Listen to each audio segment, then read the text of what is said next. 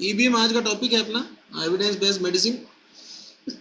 उससे पहले एक ओल्ड पेपर है 2018 का, राजस्थान आयुर्वेद यूनिवर्सिटी का फाइनल ईयर का, वो देखते हैं। 50 नंबर का क्वेश्चन पेपर रहता है आपका ये, और इसके अंदर जो क्वेश्चन आते हैं वो 2 नंबर, 5 नंबर और 10 नंबर के क्वेश्चन आते हैं। तो 1 से 7 तक जो क्वेश्चन है वो 2-2 नंबर के। अनुसंधान के पर्याय पढ़ लिए, पर्यवेक्षण, अन्वेक्षण, गवेक्षण और अनुसंधान खुद, और क्या था रे, ये वो शोध वगैरह अपन ने और कुछ ऐड किए थे इसमें ना, तो वो सारे इसके पर्याय थे। फिर उसके बाद में अनुसंधान की परिभाषा, तो जो WHO वाली है, डेफिनेशन ऑफ रिसर्च, ये इंग्लिश पढ़ना जब भी क्वेश्चन पेपर करो ना, तो नीचे वाली इंग्लिश देखना, right the definition of research, ताकि समझ में आए। डेफिनेशन ऑफ ईबीएम, ईबीएम आज पढ़ेंगे। What is the meaning of population in research, जनसंख्या में अनुसंधान से आप क्या समझते हैं। तो वो जो एक लाइन आई थी ना कि कोई भी रिसर्च हो वो पब्लिक हेल्थ के पर्सपेक्टिव में यूजफुल होनी चाहिए, और इससे आगे की जो बात है वो अपन सैंपल वाला जो आएगा, स्टेट्स में सैम्पलिंग आएगी, डेटा आएंगे, उसमें और अच्छे समझ पाओगे आप कि पॉपुलेशन रिलेटेड रिसर्च क्या होती है। सैंपल से आप क्या समझते हैं, ये वहाँ पढ़ेंगे आगे। डाटा से आप क्या समझते हैं, ये भी स्टेट उसका है, स्टेट्स का। मीन वाला भी किसका है, स्टेट्स का। वो बाद ही क्लास जो होगी उनमें समझ आ जाएगा। नेक्स्ट, अनुसंधान के भेद बताइए। टाइप ऑफ रिसर्च पूछ रहा है, जो भी पढ़ी थी। तो जितनी तुम्हारे सिलेबस में उतनी लिख देना। Describe the process of research, जो कल स्टेप्स पढ़े थे वही पूछ रहा है, अनुसंधान की प्रक्रिया। अनुसंधान के साधन रूप में प्रमाणों की उपयुक्तता। आज ये टॉपिक होने वाला था लेकिन किसी कारण से हो नहीं पाया, क्योंकि 6 नंबर का टॉपिक यही है। जो 4 प्रकार के प्रमाण हैं उनसे समझाते हैं अपन, रिसर्च टूल के हिसाब से उनको कैसे यूज किया जा सकता है। भिन्नता और इसके मापक, ये स्टेट्स का है। वेरिएबल और वेरिएबिलिटी जो है उसको समझाना है। फिर उसके बाद में जो 2 क्वेश्चन आए 10-10 नंबर के, उनमें एक रिसर्च से है, एक स्टेट से। रिसर्च वाला है कि right the collection and presentation of data in details, Ayurveda में अनुसंधान के अवसरों और आवश्यकता पर प्रकाश डालें। तो आयुर्वेद में उसकी रिसर्च की एम, इम्पोर्टेंस, नीड, यूटिलिटी, जो स्टार्टिंग में अपने पढ़ा था वो चीज़ यहाँ पर मेंशन करनी। तो इस तरह का इजी सा पेपर आएगा अगर तुम ढंग से सुन भी लोगे और टॉप उसकी जो हेडिंग है वो ध्यान में रखोगे तो अच्छे से हो जाएगा। ठीक है, अब अपन वो पढ़ते हैं आज का टॉपिक जो ईबीएम वाला है वो। अब मेरी बात सुनो, ईबीएम जो है उसको समझने के से पहले एक रूटीन बात शुरू करते हैं। प्रेजेंट में आयुर्वेदा के, या किसी भी आयुर्वेदा को क्यों कहें या आयुर्वेद के स्टूडेंट्स को क्यों कहें, बहुत सारे स्टूडेंट जो हैं, जो फर्स्ट ईयर में है या सेकंड ईयर में है, फाइनल और थर्ड ईयर में तो फिर भी क्लिनिकल सब्जेक्ट हो जाते हैं, लेकिन यूट्यूब पे या इंस्टा पे या दूसरी जो भी सोशल साइट्स हैं उन पे, जैसे आयुर्वेद वालों की बात करें तो फर्स्ट ईयर और सेकंड ईयर का एक बच्चा है जो भी द्रव्य गुण और रस शास्त्र ढंग से नहीं जानता है, लेकिन वो आके और यूट्यूब पे बोलता है कि मैं प्याज के रस से कैंसर ठीक कर रहा हूँ। मतलब थोड़ा स्यूडो साइंस बना देते हैं अपन खुद ही अपनी चीज़ों को। बुरा नहीं है, आप यूट्यूब चैनल बनाइए, आप इंस्टा पे जाइए, लेकिन चीज़ें वो बतानी चाहिए जो ऑथेंटिक हो। जैसे आपने सुना होगा कि गांव में कुछ लोग होते हैं जो ना डॉक्टर होते हैं, कुछ भी नहीं होते हैं, फिर भी उनको बोलते हैं इसको देसी दवाइयों का ज्ञान है और वो पता नहीं क्या कुछ ही बना के देता है। वो अपन उसको क्वैक बोल सकते हैं कि भाई ये आदमी जो है ये गड़बड़ है, झोला छाप। फिर भी उसकी दवाइयों से लोग ठीक भी होते हैं। तो वो जो गांव का झोला छाप है उससे बुरी हालत हो गई है। तो कि फर्स्ट ईयर और सेकंड ईयर का कोई बच्चा है और बहुत बड़ी बड़ी डिजीज लेके, और उन पे, हाँ अगर तुमको करना है उसकी एनाटॉमी समझाओ, उसकी फिजियोलॉजी समझाओ, उसकी पैथोलॉजी समझाओ, आयुर्वेद में उसकी जो है संप्राप्ति घटक समझाओ, दोष और दुष्यों के हिसाब समझाओ। लेकिन अपने वीडियोस के अंदर इस तरह की बात बोलना, और उसमें नीचे नाम और लिखते हैं, डॉक्टर नीचे BMS ऐसे और लिखते हैं, फिर उसके बाद उसको कुछ ही बोल देते हैं, क्योंकि उसने अभी तक पूरा पढ़ा ही नहीं ना उस चीज़ के बारे में, तो कुछ ही बोल सकता है। ये चीजें गलत है। अब आप कहेंगे ईबीएम का इससे क्या लेना देना? इसी से लेना देना है। एविडेंस बेस्ड मेडिसिन, आयुर्वेद के अंदर एक शब्द चलता है स्व अनुभूत योग। जैसे मान लीजिए कि आपने प्रैक्टिस करी, हेलो, मैं आधे घंटे में फ्री हो रहा हूँ, बता। हाँ, कहाँ पर है और कौन है? तो आधे घंटे में आता हूँ मैं। आज मेरा शेड्यूल बिगड़ गया यार, वो क्लासेस भी दोनों जो है वो शिफ्ट करनी पड़ी आगे वहाँ उस हॉस्पिटल के चक्कर।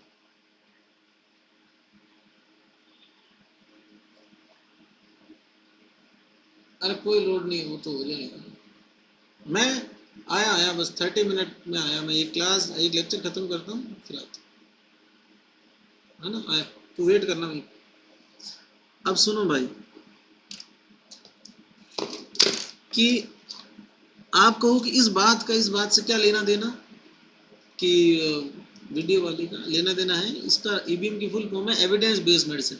तो आयुर्वेद में एक शब्द चलता है स्व अनुभूति योग। अब एक आचार्य है, उन्होंने कोई ड्रग लिखी किताब के अंदर किसी रोग के लिए, एक आयुर्वेद डॉक्टर उसको दे रहा है, पेशेंट ठीक हो रहा है, नॉर्मल। लेकिन प्रैक्टिस करते करते और प्रयोग करते करते आयुर्वेद के किसी डॉक्टर को कोई ऐसी चमत्कारी चीज या ऐसा ड्रामेटिक रिजल्ट मिला और उसने उस डिजीज संबंधित अपने रोगियों पे सब पे वो चलाना शुरू कर दिया और वो बहुत सही काम कर रहा है। स्व अनुभूत, खुद के अनुभव से ये देखा। अब ये कैसे हो सकता है? जैसे कोई संहिता में लिखा हुआ योग है, उसमें एक मेडिसिन ऐड करके देख ली, या किसी की मात्रा चेंज कर दी, या उसमें अनुपान चेंज कर दिया, इस तरह से स्वानुभूत चीजें बनती हैं। एक बहुत बड़ा आयुर्वेदिक फिजिशियन था जिसके पास में 10 ऐसी बीमारियों का इलाज था जो अभी तक मॉडर्न साइंस में या किसी भी आयुर्वेद के दूसरे डॉक्टर को या प्रैक्टिशनर को नहीं पता है। अब कम्युनिकेशन गैप की वजह से किसी कारण से वो चीज उसने अपने साथ के लोगों से, आयुर्वेद के दूसरे डॉक्टर से शेयर नहीं करी, या यूं कह दीजिए कि दुनिया को नहीं बताई। वो बता नहीं पाया, कम्युनिकेशन गैप था। यहाँ बैठा आदमी, अमेरिका का आदमी कैसे बता सकता था? पहले की बात कर रहा हूँ, जब मोबाइल नेट नहीं था। तो वो चीज़ खत्म हो गई। उसने जो वर्क किया, जो रिसर्च करी, जो लोगों को ठीक किया, वो सब कुछ उस आदमी के जाने के साथ ही खत्म हो गया। अब ऐसा नहीं, अब इंटरनेट है, मोबाइल है, कनेक्टिविटी है, तो जितने भी इस तरह के, चाहे वो आयुर्वेद हो, एलोपैथी हो, कोई भी पैथी हो, इस तरह की अगर कोई चीज किसी डॉक्टर को पता चलती है तो उस पर रिसर्च होती है। अगर वो डॉक्टर बताए तो, है ना, वो चाहे तो उस पर रिसर्च कंडक्ट करवा सकता है। गवर्नमेंट जो है उस पर हेल्प करती है। फॉरेन की जो बहुत सारी एनजीओज है, कंपनी है, फार्मा कंपनीज है, वो तैयार बैठी है अगर रिजल्ट दी तो। एविडेंस बेस्ड मेडिसिन जो वर्ड है, उस शब्द का सर्वप्रथम प्रयोग, ये मेरे एक दोस्त की लिखी किताब है, जिसके ये मेरे अपने आरजीसी के नोट्स नहीं है, ये मेरे एक मित्र हैं डॉक्टर सचिन मित्तल, उनकी किताब है। अभी 2 साल पहले उन्होंने निकाली थी। कर्ण सिंह जी है, वो भी दोनों एमडी है, तो उनकी ये किताब है, उस हिंदी में लिखी हुई है। उसको मैंने क्लिक करके और कंबाइन करा क्योंकि ये वाला टॉपिक मुझे इसमें सही लगा।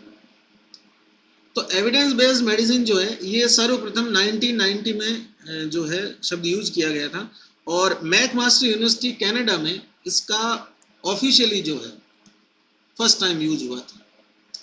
नाउ डेफिनेशन ऑफ ईबीएम, विशेषज्ञों द्वारा विश्लेषित की हुई और विभिन्न राष्ट्रीय अंतर्राष्ट्रीय पत्रिकाओं में प्रकाशित हुए अनुसंधानों को चिकित्सा के क्षेत्र में चिकित्सा हेतु आधार बनाने की उचित व्यवस्था को ही ईबीएम कहा जाता है। आपने एक वर्ड सुना होगा, ड्रग ऑफ चॉइस।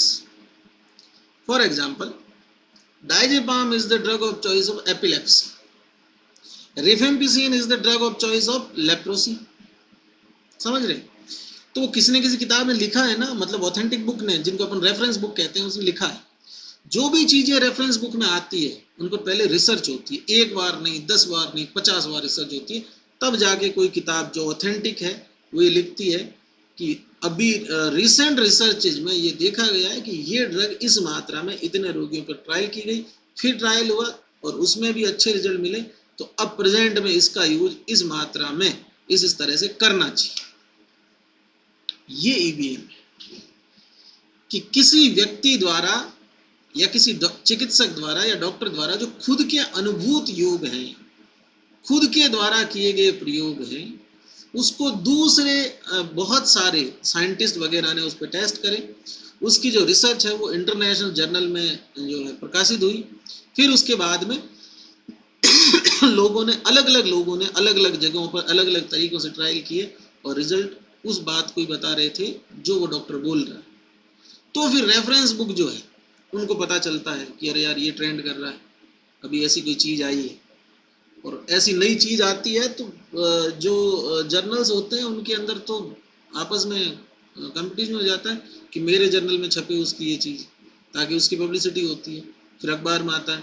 जैसे आज आया था कि भाई लिपस्टिक में और मेकअप के सामान में इतने सारे कार्सिनोमस सब्सटेंस होते हैं जिनकी वजह से फीमेल में cancer, PCOD, hair loss, skin disease, SLE, rheumatoid arthritis और ब्रेस्ट कैंसर, सीए सर्विक्स का कैंसर, ये सब डेवलप हो रहे वो फेमस हो गई, जो आज न्यूज आई उससे जिस डॉक्टर रिसर्च के फेमस हुआ, फिर उस डॉक्टर से कोई कंपनी बात करेगी और इस तरह से उसकी जो बताई हुई चीज़ है वो बाजार में आ जाती है, रेफरेंस बुक में आ जाती है, उसको ईवीएम कहती है। परंपरागत रूप से चिकित्सक चिकित्सा करने हेतु अपने स्वयं के अनुभवों, दूसरे चिकित्सकों के अनुभव और अध्ययन के दौरान प्राप्त किए ज्ञान का सहारा लिया करते हैं। वर्तमान में चिकित्सक अपने अनुभव बांटने के लिए social media, WhatsApp, Facebook, YouTube आदि का सहारा लेते हैं।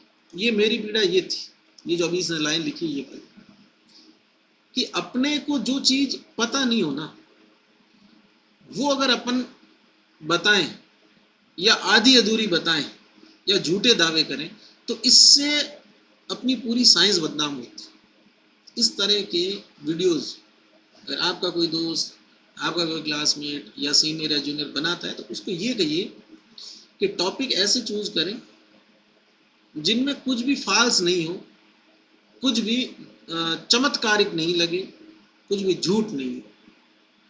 आयुर्वेद बताना चाहते हो लोगों को, बहुत अच्छी बात है।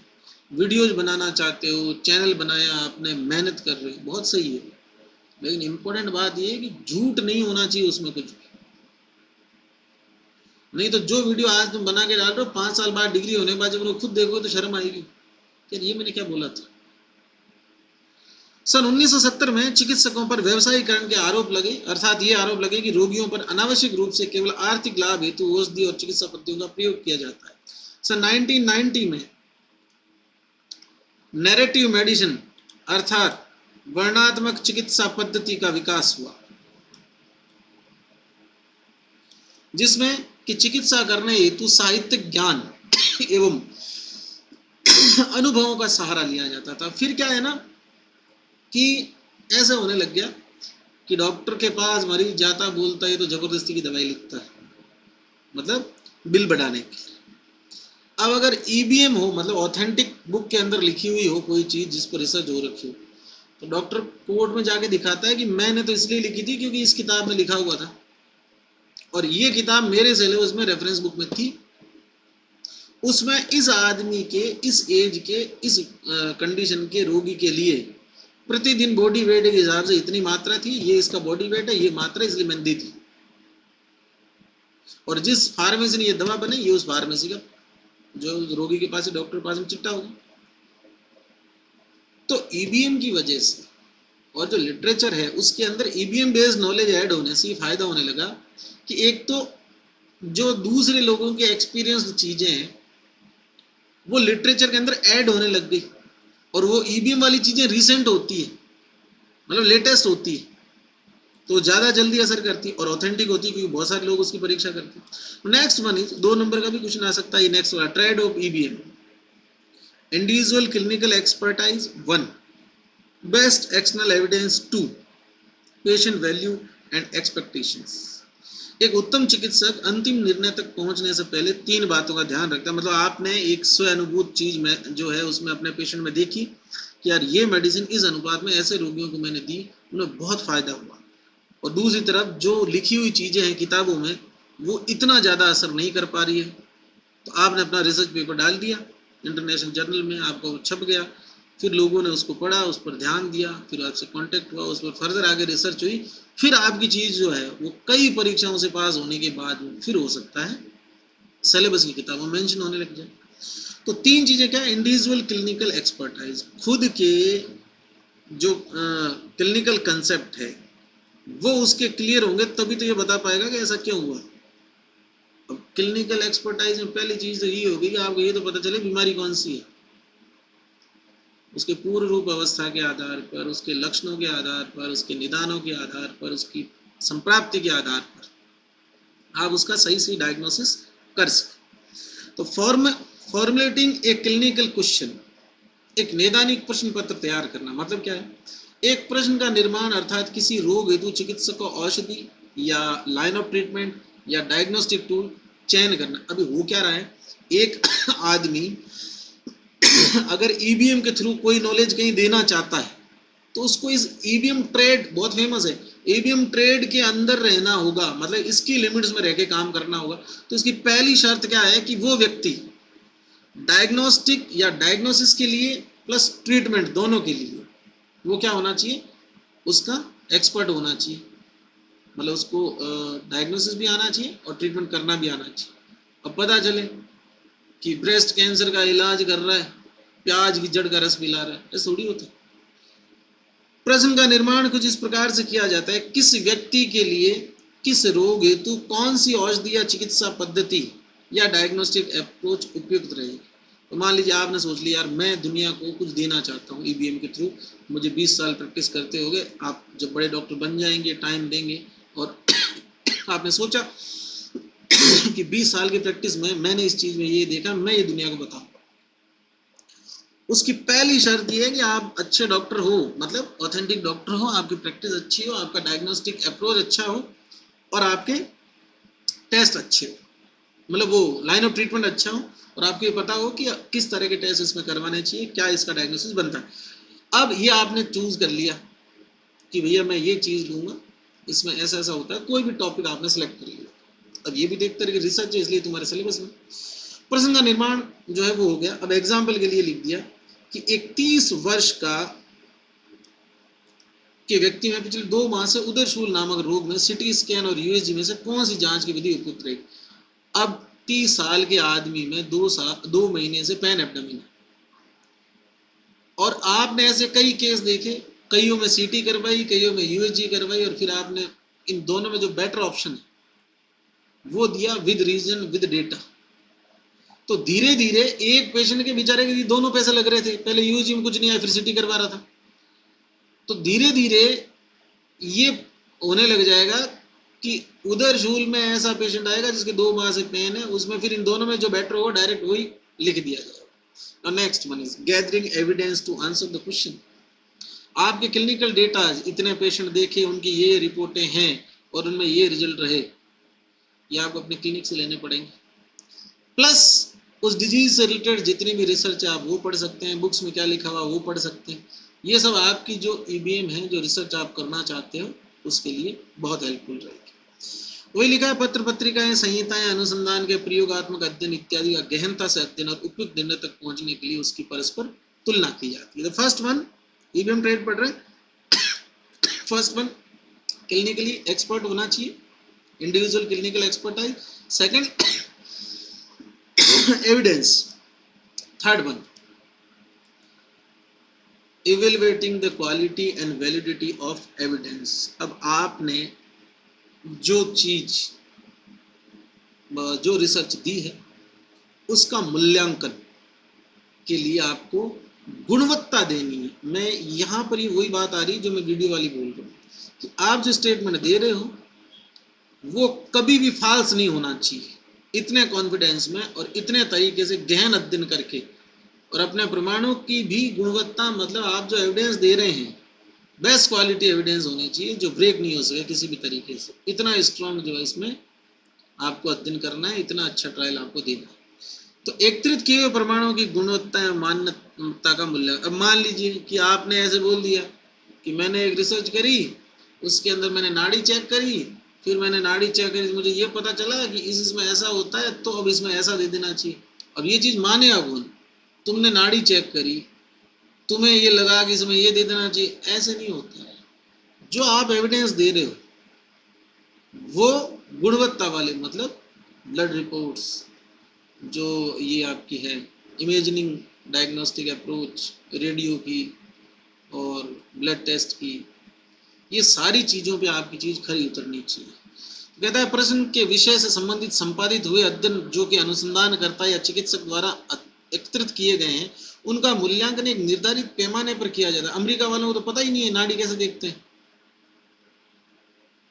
हो गए बस पहले। अमेरिका क्यों, इंडिया में नहीं पता? एलोपैथी वाले क्यों मानेंगे तुम्हारी बात? यूनानी वाला क्यों मानेगा? होम्यो वाला क्यों मानेगा? तो कोई पैमाना तो बना रखा है गवर्नमेंट ने ईवीएम के लिए कि इन मानकों के आधार पर करना चाहिए। तो वो मानक क्या है? वो वही है जो ब्लड रिपोर्ट्स है, इमेजिंग आपके डायग्नोस्टिक टेस्ट है ना। एकत्रित किए गए अध्ययन कई प्रकार के हो सकते हैं, अलग अलग प्रकार के अध्ययन की एक ग्रेड होती है। अब ये ग्रेड घटते हुए गुणवत्ता के स्तर से क्रमशः 1 से 5 तक होती है, अर्थात फर्स्ट ग्रेड सबसे श्रेष्ठ और फिफ्थ ग्रेड जो है सबसे बुरी। अब इसके अंदर ये आपके टाइप ऑफ स्टडी है ट्रायल। जैसे सबसे पहला है systemic review of randomise control trial, ये 1A सबसे अच्छी क्वालिटी की जो स्टडी होती है ये होती है। ये अलग अलग टाइप की जो रिसर्च, इनके बारे में आगे अपन पढ़ेंगे स्टेट्स वाले पोर्शन में कि क्या होता है रैंडमाइज कंट्रोल ट्रायल, क्या होता है उसका सिस्टमिक रिव्यू, है ना। अभी आप ये याद रखें RCT is the best, randomise control trial वो भी सिस्टमेटिक वाला, वो बेस्ट। फिर इंडिविजुअल वाला, then second one is control studies, randomise हट गए, ठीक है। फिर उसके बाद में थर्ड केस कंट्रोल स्टडी, फिर जो four case series, cohort study, and fifth is expert opinion, कि किसी से पूछा मैंने, उसने मुझे ये बताया तो मैं तुमको ये बताया, ठीक। तो इस तरह की जो चीज़ें हैं ये जो आप देंगे वहाँ पर एविडेंस, तो कोशिश ये रहनी चाहिए कि सिस्टमिक रिव्यू होना चाहिए, रैंडमाइज कंट्रोल टाइप की रिसर्च होनी चाहिए।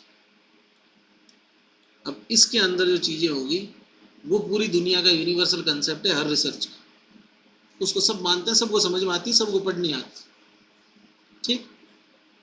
आगे बढ़ते नीचे लिखता है apply the evidence in decision making, निर्णय लेने में प्रमाणों को काम लेना। आप जो एविडेंस इकट्ठे किए हैं, आपने जो रिव्यू दिया है रैंडमाइज कंट्रोल ट्रायल पे सिस्टमेटिक टाइप का, तो उसको आप जो है प्रूव करने के लिए जो आपने उसको सही करने के लिए या अपनी बात को प्रूव करने के लिए जो आपने रिपोर्ट्स इकट्ठी करी है, जो डेटा कलेक्ट किया है, उसका जब आप रिजल्ट बनाओ तो उसके अंदर उसका यूज लेना, ये भी तो आपको आना चाहिए। समझ पा रहे बात को? प्रमाणों के एकत्रीकरण एवं मूल्यांकन के पश्चात अंतिम निर्णय तक पहुंचा जाता है, अर्थात प्रश्न का अंतिम उत्तर प्राप्त किया जाता है।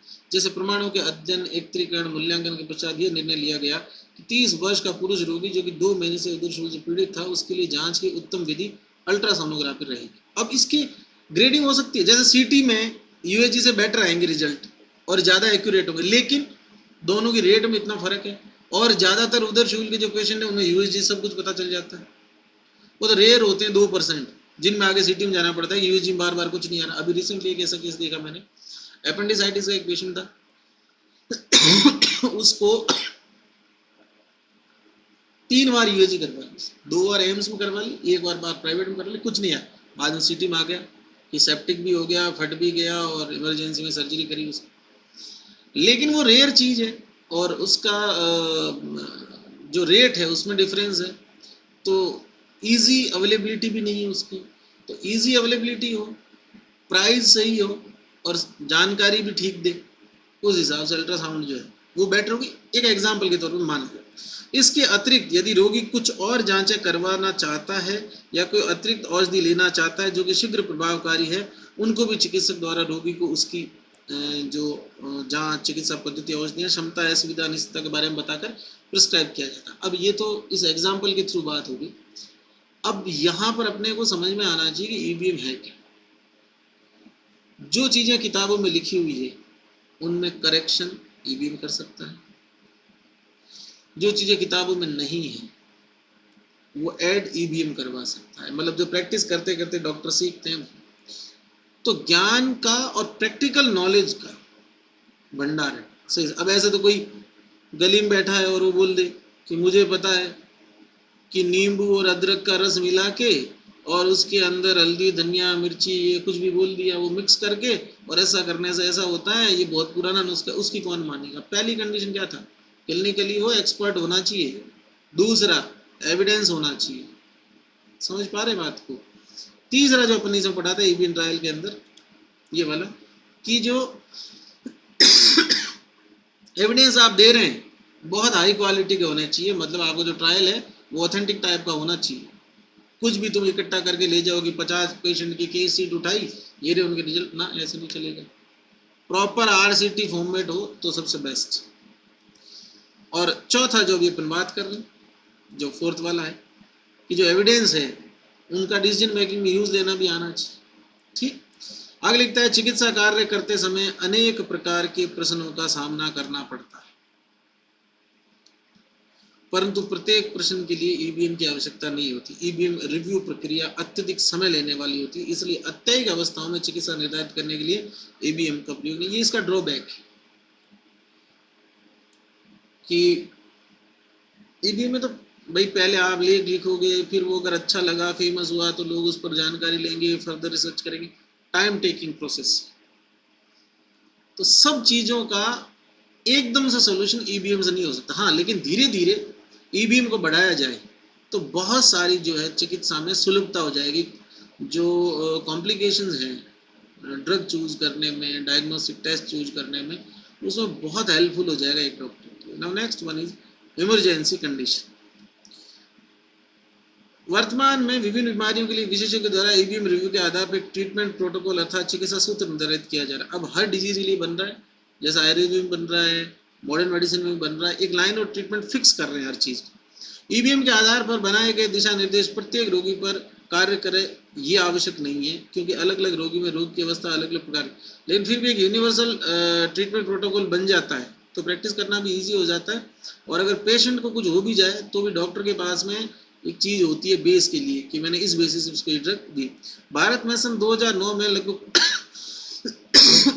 50 बीमारियों की उत्तम और क्रमबद्ध चिकित्सा निर्देश standard treatment guidelines FICCI federation of Indian chamber of commerce and industry और विभिन्न स्वास्थ्य संगठनों ने मिलकर इसके लिए कार्य किया था, परंतु संसाधनों के अभाव में 21 बीमारियों का ही ट्रीटमेंट प्रोटोकॉल जो है वो बन पाया।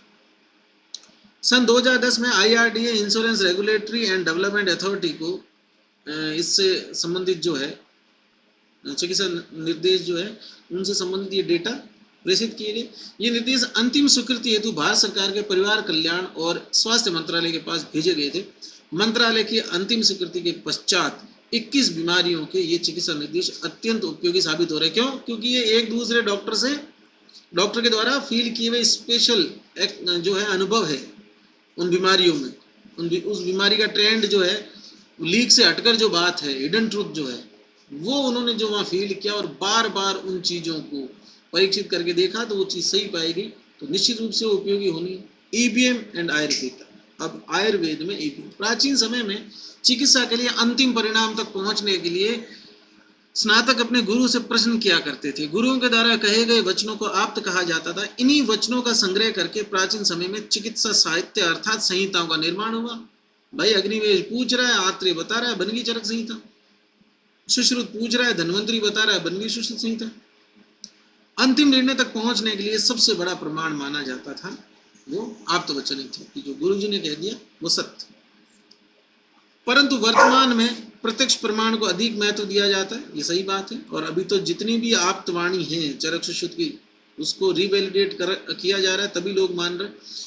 इसलिए आयुर्वेद के ग्रंथों में लिखे सिद्धांतों को अनुसंधान का विषय माना जाता है, ताकि उन सिद्धांतों का प्रत्यक्षीकरण करके उनको वर्तमान अनुसार उपयोगी साबित किया जा सके तथा उन चिकित्सा सिद्धांतों को भी स्टैंडर्ड ट्रीटमेंट गाइडलाइंस में शामिल किया जा सके। वर्तमान में जो कार्य आयुर्वेद चिकित्सा पद्धति को ईबीएम में शामिल करवाने के लिए किए जा रहे हैं वो निम्नलिखित हैं। ड्रग एंड कॉस्मेटिक एक्ट 1940 जो औषधियों की गुणवत्ता के लिए बनाया गया था, तो स्टैंडर्डाइजेशन गुड क्लिनिकल प्रैक्टिसेस ये इस एक्ट के थ्रू जो है आयुर्वेद पे लागू थी, इसको सम्मिलित किया जा सकता है, क्योंकि एक जो इसमें रिजल्ट निकलेंगे वो क्वालिटी के होंगे, उनका स्टैंडर्ड होगा कुछ न कुछ।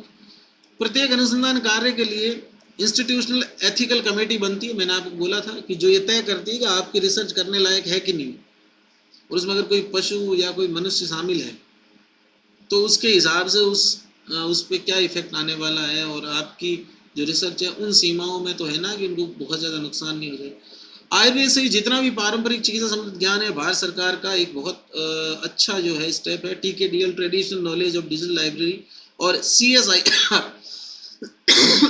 Council of scientific and industrial research के माध्यम से उसका डॉक्यूमेंटेशन बनाया जा रहा है। इसमें तो आयुर्वेद के बहुत सारे लोगों को कॉन्ट्रैक्ट बेस में नौकरी मिल रही है, BMS वालों को। जितनी भी आयुर्वेद की संहिता में लिखी व्याधियां हैं उनका मॉडर्न कोरिलेंस के साथ में उसका मॉडर्न उसको क्या बोले ये, प्लस उससे रिलेटेड आयुर्वेद में क्या लिटरेचर है उन सब का डिजिटलाइजेशन किया जा रहा है। TKDL लाइब्रेरी बनाई जा रही है पूरी, जो पढ़ने के लिए सबके लिए ओपन होगी। हाँ, उसका कॉमर्शियल यूज जो है वो अभी अलाउ नहीं कर रखा हूँ, और होना भी नहीं चाहिए। फिर आगे क्या लिखता है, आयुर्वेद में होने वाले अनुसंधानों पर नजर बनाए रखने और उसको बढ़ावा देने और नए उपयोगी संसाधनों को जन उपयोगी बनाने हेतु भारत सरकार द्वारा अलग से CCRS की स्थापना की गई। अभी BGR 34 आपने सुना होगा डायबिटीज के अंदर, ये CCRS का प्रोडक्ट है।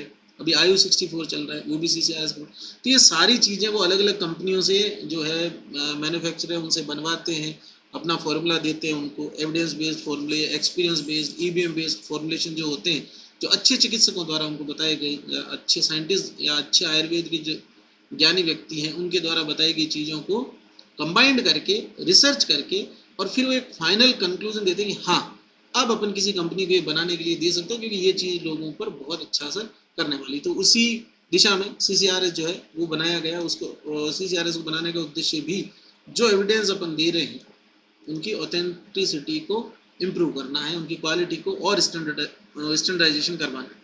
आयुर्वेद में होने वाले अनुसंधानों में प्रयोगात्मक अध्ययनों में अन्य आधारभूत विज्ञान जैसे biology, chemistry, physics, genetics, statics इनका सहारा लेते हैं, निश्चित रूप से लेते हैं। अपन जो भी आयुर्वेद का टॉपिक रिसर्च के लिए लेते हैं थीसिस में, उसके साथ में मॉडर्न को लेके चलते हैं, फिर उसमें बायो रिलेटेड या केमिस्ट्री रिलेटेड एल्कलॉइड लेवल पे, और जो फिजिक्स अगर कहीं यूज आती है तो जेनेटिक्स है, और स्टेट्स के टेस्ट लगते हैं, बाद में तो डेटा प्रेजेंट करते हैं। तो फाइनली कहने का मतलब ये हुआ कि जो मॉडर्न नीड है, जो मैनर है प्रॉपर किसी रिसर्च का, उसकी तरफ आयुर्वेद की रिसर्च को बढ़ाया जा रहा है। मतलब पहले तो ये बोल दिया कि आप तो अच्छे नहीं, जो कह दिया वो सही है, लेकिन अब प्रेजेंट टाइम में दुनिया नहीं मानती। तो प्रेजेंट टाइम में जो पैरामीटर्स है उन पैरामीटर्स के बेसिस पे आयुर्वेद के फील्ड में रिसर्च हो रही है, और रिसर्च को उसी तरफ डाइवर्ट किया गया है कि कोई भी व्यक्ति जो भी आयुर्वेद का स्कॉलर जो रिसर्च करे उसको इजीली समझ पाए, उसमें जो एविडेंस दिए गए हैं, उसमें जो रिजल्ट दिए गए हैं, उसमें जो डेटा प्रेजेंट किया गया है वो उस मैनर में उस सिस्टम से होना चाहिए जो प्रोटोकॉल होता है किसी भी रिसर्च को करने का, जो दुनिया की सभी स्ट्रीम जिस प्रोटोकॉल के तहत रिसर्च करती है उसी की तरफ आयुर्वेद को बढ़ाना चाहिए। नहीं तो आयुर्वेद में तो क्या है, खुद की सरकार थी पूरी, रिसर्च तरीका भी हमारा है और रिसर्च भी हमारी है और 100% सही है, ये भी हम ही बोल रहे हैं। ठीक, आगे बढ़े तो लिखा आयुर्वेद में होने वाले अनुसंधानों को ऑनलाइन उपलब्ध कराने हेतु कई सर्च पोर्टल जैसे पबमेड, धारा, आयुष रिसर्च पोर्टल आदि कार्य कर रहे हैं। ये सब नेट की साइट है, इंटरनेशनल जो जर्नल है उनकी साइट है। इन पे आपको खूब सारे पेपर मिल जाएंगे, रिसर्च पेपर अलग अलग टॉपिक पे, अलग अलग चीज़ों से संबंधित। आयुर्वेद में होने वाले नवीन अनुसंधानों को प्रकाशित करके उनको जन उपयोगी बनाने, स्नातकोत्तर अध्येताओं हेतु प्रमाण के तौर पर काम लेने के लिए कई राष्ट्रीय और अंतर्राष्ट्रीय पत्रिकाएं प्रकाशित हो रही है, जैसे IAMJ, IGR, IUR। और देखो मैं उस बात को वापस यहाँ पर उसी बात से ख़त्म करूँगा कि अगर बहुत ही ज़्यादा तुम्हें लगे कि नहीं मैं तो फर्स्ट ईयर सेकेंड ईयर में भी हूँ तो भी ट्रीटमेंट बताऊँगा, तो यार इन साइड से कोई पेपर उठा लो और उस पेपर में जो व्यक्ति ने जिस व्यक्ति ने दिया ना उसके रिसर्च की बात कर डालो, वही चीज़ बता दो। एटलीस्ट वो थोड़ी सी ऑथेंटिक तो है, उसको किसी ने रिसर्च तो किया, ट्रायल तो किया उस पर। लेकिन अपने मन से गोले बना के मत फेंको। बहुत बुरा लगता है जब देखते हैं ऐसे स्टेटस में आते हैं या इंस्टा पे या यूट्यूब पे, और इवन जो आपके सर्किल के जो लोग जैसे मेरे दोस्त हैं बहुत सारे वो एलोपैथी में, तो वो शेयर करते हैं ऐसे कि ये तुम्हारे आयुर्वेद का स्टूडेंट है, या अपने टीचर में से जो उस स्टूडेंट को या मुझे दोनों को जानते हैं नहीं जानते, या फिर वो पूछते हैं कि ये बच्चा कौन है, ऐसी बातें कर रहा है बैकी बैकी, है ना। तो ऐसे काम नहीं करने। जो चीज़ 100% पता हो, जो आपने ट्रायल करके देख रखी वही बताएं, नहीं तो लिटरेचर बताएं उस रोग के बारे में। चरक सुश्रुत ने क्या कहा, तुम जिम्मेदारी मुक्त होकर बता सकते हो चरक सुश्रुत क्या कह रहे हैं। ठीक, अच्छे से पढ़ना। और अब आज तारीख है 17, 18, 19, 20, 3 दिन की छुट्टी है क्लास की, ठीक है। उसके बाद में वापस जो 2 टॉपिक बच गए रिसर्च के वो पूरे करेंगे, और उसके बाद में स्टैटिक्स शुरू करेंगे, ठीक है। क्लास कंटिन्यू करना, 3 दिन की छुट्टी के बाद फिर से मिलेंगे, ये वीडियो आ जाएगा। इस बुक के author doctor Sachin Mittal, doctor Karan Singh और डॉक्टर देवेंद्र चहर, है ना। देख लेना, अगर मतलब मेरी तरफ से कोई ओपिनियन नहीं है, अगर समझ में आ रही है तो आपको लेनी चाहिए, आपको नहीं आ रही है तो you can do what ever you want. Okay भाई लोग, पढ़ना और मेहनत करना। फाइनल ईयर में तुम्हारी लाइफ का लास्ट रिटन एग्ज़ाम है ये, इसके बाद में पीजी की प्रिपरेशन स्टार्ट होगी तुम्हारी, या गवर्नमेंट जॉब की प्रिपरेशन स्टार्ट करोगे, तो वो कॉम्पिटिटिव है, एमसीक्यू बेस्ड होने वाला है, और वो ज़्यादा स्टैंडर्ड वाला है, वहाँ टू द पॉइंट सटीक बात होगी, आता है तो आता है, नहीं तो नहीं आता। तो और फाइनल के जो सब्जेक्ट है आपके ईएनटी, सर्जरी, केसी, इन सब का एक बहुत ज़्यादा वेटेज है comparative to first year second year. Third year और फाइनल का जो वेटेज है ना प्री पीजी के हिसाब से, गवर्नमेंट जॉब में कॉम्पिटिटिव एग्जाम के हिसाब से, ज़्यादातर सब्जेक्ट थर्ड ईयर और फोर्थ ईयर में लगते हैं संहिता वाले, चरक सुश्रुत वाले, ठीक है। नेक्स्ट क्लास 21 होगी अपनी, तब तक के लिए सब खूब मस्त रहो, खूब अच्छे से पढ़ो, खूब अच्छा खाओ, कम नींद लो, रात को दही मत खाओ, और क्या, मस्त रहो, ठीक है। मिलते हैं अगली क्लास में। ये कर जाना इस पे, ये स्ट्रीम जो है ना क्या रे, लाइव पे, वीडियो पे, और ये थोड़ी देर में वीडियोज में आ जाएगा तुम्हारे ग्रुप में, ऐप वाले में। जो लोग रह गए तो ऐप से पढ़ लेना, ठीक। और अटेंडेंस कर जाओ भाई, जाते जाते कौन कौन क्लास ले रहा है पता तो चले। अटेंडेंस, इच्छा है किसी की?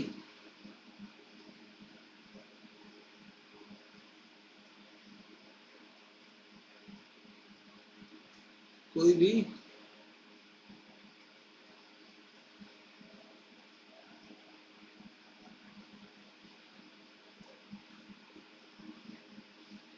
ओके, काजल ले रही थी क्लास, और कौन है, और कौन कौन क्लास है, एटलीस्ट अपना नाम तो लिख जाओ यार। योगिता, पल्लवी यादव, विवेक शर्मा, मधु खोजा,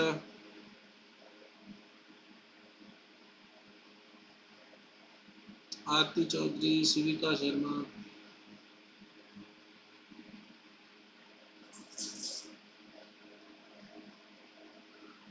आलोक शर्मा, अभिषेक सालोत्रा,